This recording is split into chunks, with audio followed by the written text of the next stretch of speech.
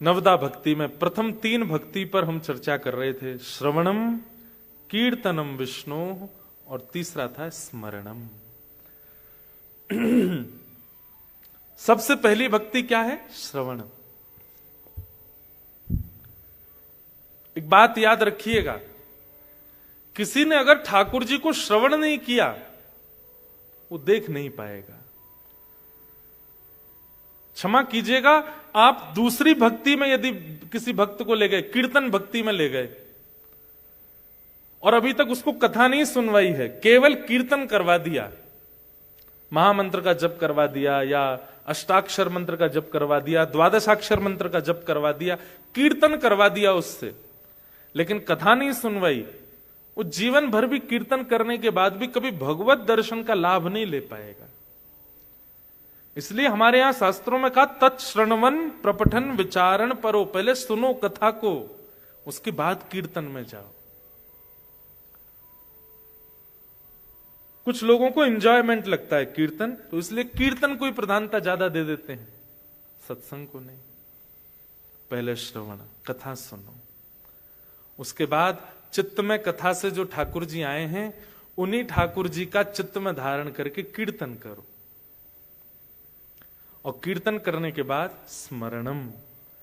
श्रवण और कीर्तन इन दोनों से जब अपने घर को जाओ तब स्मरण करो, कैसा था स्वरूप, कैसा था भाव, कैसी थी कथा, उन सब का स्मरण। स्मरणम, स्मरण बहुत आवश्यक है, याद। आप लोग तीसरी भक्ति बहुत अच्छे से कर सकते हैं, क्योंकि वृंदावन से कोसों दूर हो, नाथ द्वार से किलोमीटरों दूर हो। हम लोग तो वहीं रहते हैं, तो हमारी स्मरण भक्ति में हो सकता है कि उतना भाव ना आता हो, क्योंकि अति सामीप्य स्मरण नहीं होता, स्मरण तो वियोग में ही होता है। आप लोग ठाकुर जी का वियोगात्मक स्मरण कर सकते। वृंदावन चंद का आप जैसा स्मरण शायद भारत वाले नहीं कर सकते। उनको याद आएगी तो पहुंच जाएंगे वृंदावन थोड़ी देर में, पर आप लोगों को तो पूरी योजना बनानी पड़ेगी भारत जाने के लिए।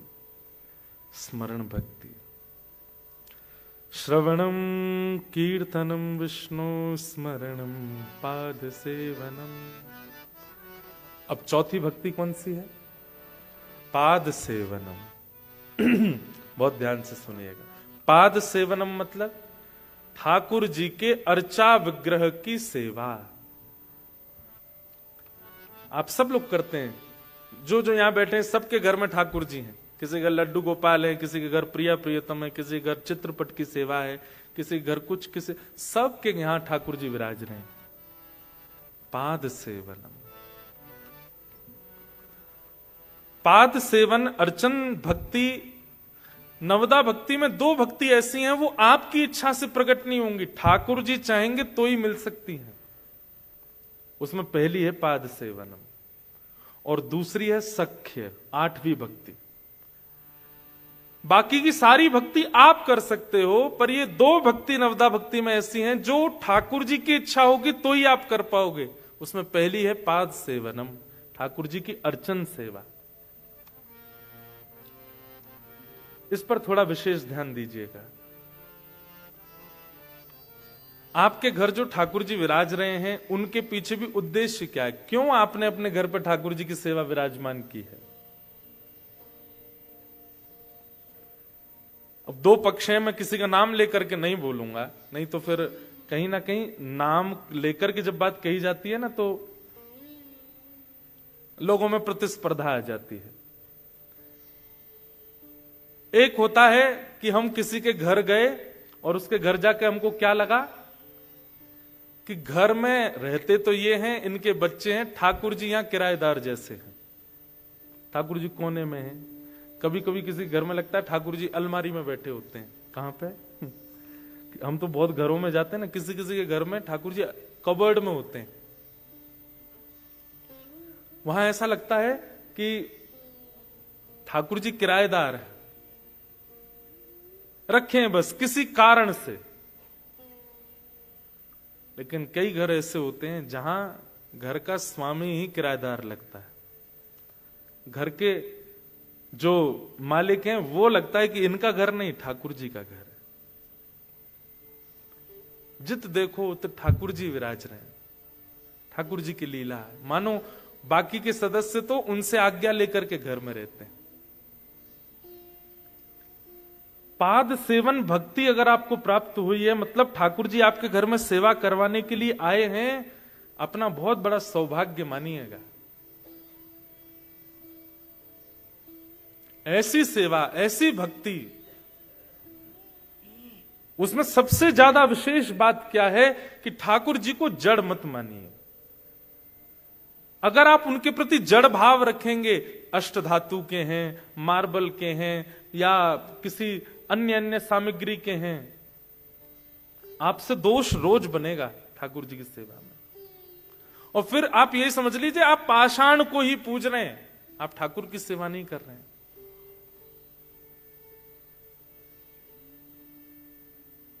सबसे पहले चैतन्य, पाद सेवन भक्ति में चैतन्यता, अपने ठाकुर को चैतन्य मानिए। जिस दिन ठाकुर जी घर में विराजमान होते हैं उसी दिन भूल जाइए कि ये किस धातु के थे या किस पाषाण के थे। नहीं, अगर कोई कह भी दे आपसे, भूल करके भी घर में कोई दर्शन करने आए, कहां से लिए ठाकुर जी, या कितने के लिए ठाकुर जी, या कौन से धातु के हैं ठाकुर जी, आप लोग रिवर्ट में उसको बोल सकते हो, तुम्हारा भी एक बेटा है ना या बेटी है ना, कहां से खरीद के लाए उसको, कितने का लिया, कौन से धातु का बना है, तो उसको बहुत अटपटा लगेगा। आप ऐसे कैसे बोल रहे हो, तो तुम कैसे बोल रहे हो ठाकुर जी को, तुमने मान भी कैसे लिया, जान भी कैसे लिया कि ये जड़ हैं, ये जड़ नहीं है।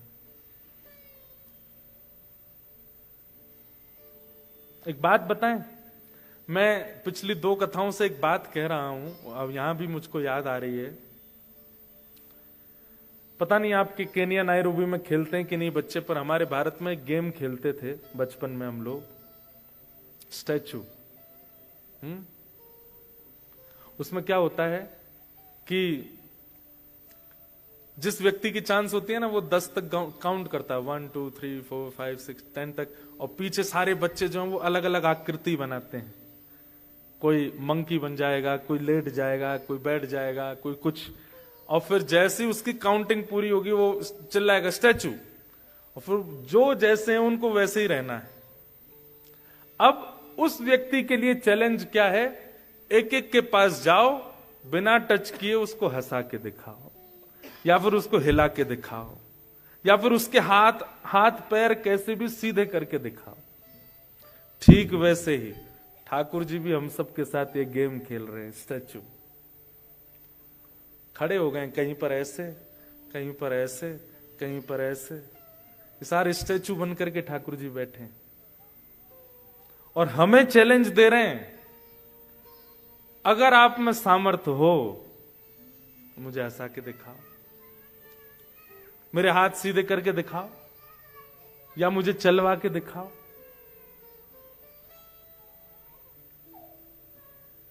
सबसे अच्छी लाइफ है ये।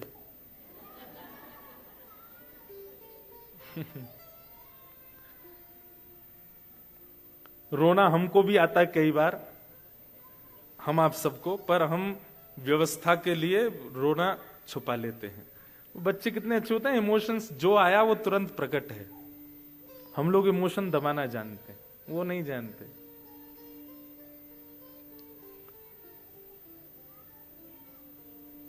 क्या बता रहा था मैं, ठाकुर जी खेल रहे हैं हमारे साथ,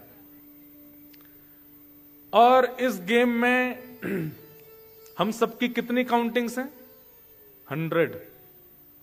ये जो 100 वर्ष का जीवन है यही काउंटिंग है।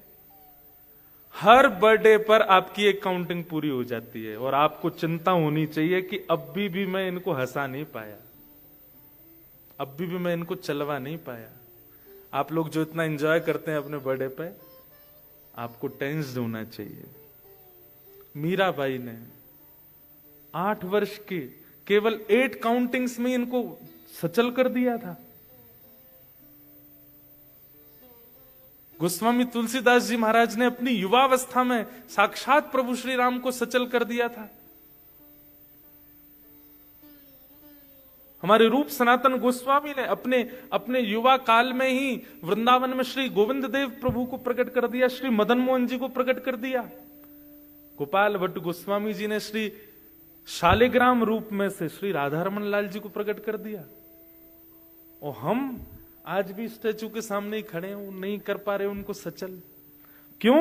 क्योंकि हमारे मन में ये बात ही नहीं है कि ये सचल हैं, हमको ये लगता है स्टैचू ही हैं। कभी अपनी मनस्थिति बदल के देखो, और आपको जाकर के हर मंदिर में, मुझे आज भी 3 मंदिरों में, 2 मंदिरों में मैं दर्शन करने गया, मैं कहीं भी जाता हूं मेरी एक ही चिंता होती है ठाकुर जी से। आज भी नहीं आप बोलेंगे कुछ, आज भी नहीं हिलोगे आप, और कितना जीवन निकलेगा।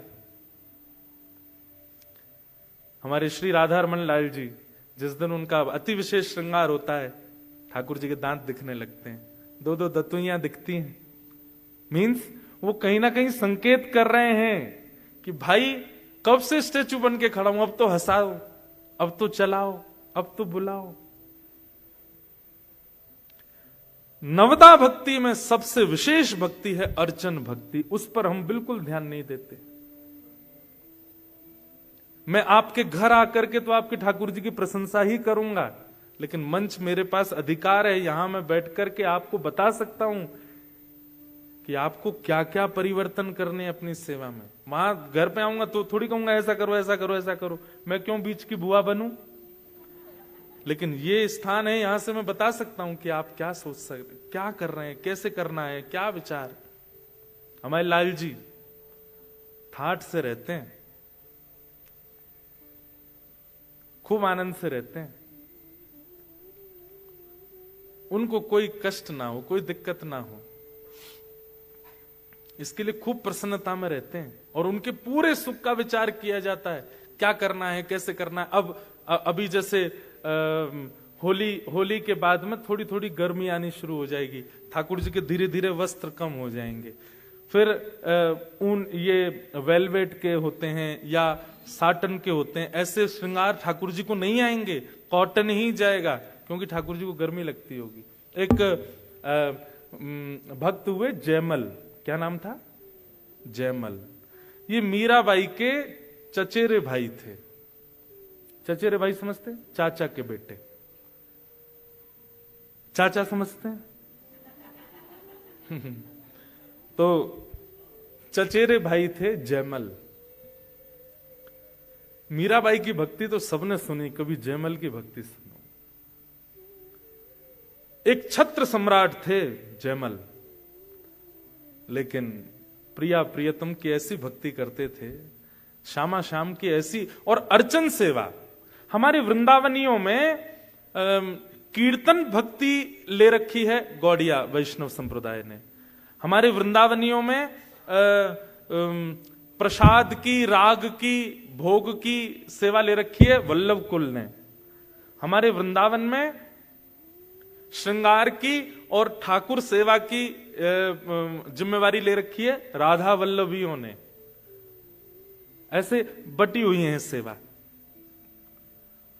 तो श्री राधा वल्लभ संप्रदाय से दीक्षित थे श्री जयमल जी, और अपने ठाकुर की बड़ी विशेष सेवा करते थे।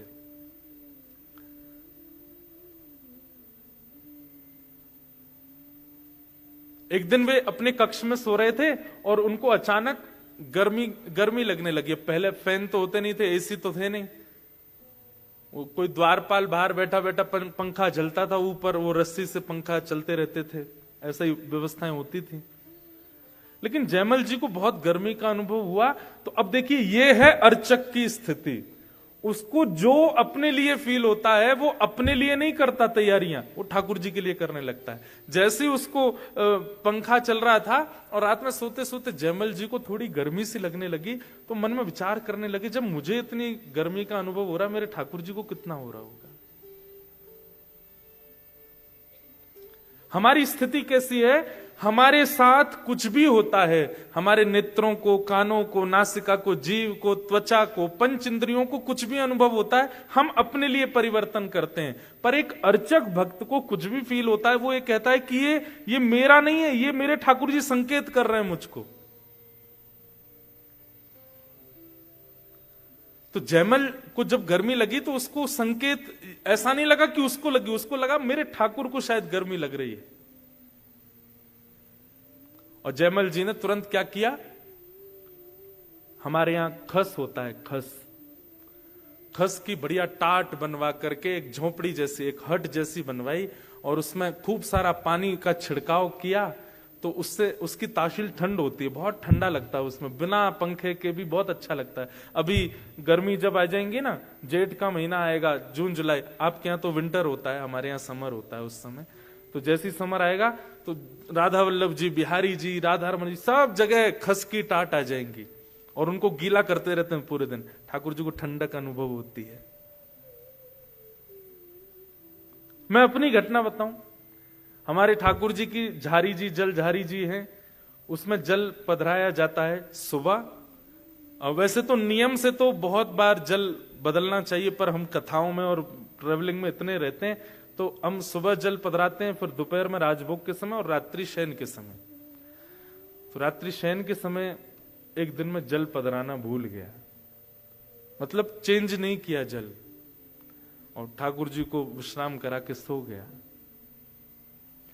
रात भर प्यास लगती रही, पानी पीऊं और फिर उठ करके पानी पीते हैं तो फिर थोड़ी देर बाद वॉशरूम जाऊं, फिर आऊं, फिर पानी पीऊं, फिर वॉशरूम जाऊं, पूरी रात नहीं सो पाया। सुबह उठ के जब स्नान ध्यान करके सेवा में गए, तब अचानक याद आया कि ठाकुर जी की जल झारी तो बदली नहीं थी। ऐसे इंडिकेशंस आपकी बॉडी को होने लग जाएंगे, आपके माइंड को होने लग जाएंगे जब आप अर्चन भक्ति में अति विशेष हो जाते हो। आपके ठाकुर जी इच्छा अपनी आपको लागू करके बताएंगे कि ऐसा है। एक बार बद्रीनाथ में कथा थी, तो मैं अपने ठाकुर जी को कथा में बहुत कम लेके जाता हूं, तो वहां जो आयोजक थे वो बोले महाराज जी आज कथा में ठाकुर जी को लाओ। मैंने कहा ठीक है, लेकिन उस दिन इतनी ज्यादा ठंड थी, मौसम बिल्कुल माइनस में चला गया था, और मेरे कमरे से जो ऐसा ही हॉल था वो काफी दूर था, और कोई गाड़ी वाड़ी नहीं, ऐसे ही लेके आना था पालकी में ठाकुर जी को। तो जब मैं कथा में जा रहा था, मैं सोच तो रहा था ठंड तो बहुत पड़ रही है, ठाकुर जी को कहीं सर्दी नहीं लगे। तो मैंने जाते जाते स्टेज पे बैठते एक पंडित जी को बोला, ठाकुर जी को ना गर्म शॉल उड़ा देना। और मन में ऐसा आया कि इतना तो ठाकुर जी सही लेंगे मेरे लिए ठंड ज्यादा है। आप विश्वास नहीं मानेंगे, ठाकुर जी जैसे ही मंच पर आए और उस दिन की कथा विश्राम होते ही गला चौक, मेरा ही गला बैठ गया, और इतनी ठंड, जाड़ा, रात भर बुखार, खूब दवाई औषधि ले ली लेकिन बुखार उतरा नहीं। ये मैं अपना अनुभव बता रहा हूं। रात में दवाइयां ली, सुबह उठ के दवाई लेने लगा, स्थिति बहुत वैसी हो गई कि अब कैसे कथा करूंगा आज की। पता नहीं क्या मन में आया, मैंने कहा सुनो, एक शुद्ध काढ़ा बना करके ठाकुर जी का भोग लगाओ। और जैसे ही ठाकुर जी का भोग लगाया, सब रो ज्वर उतर गयो, गलो ठीक है लगो, बिल्कुल स्वस्थ हो गए।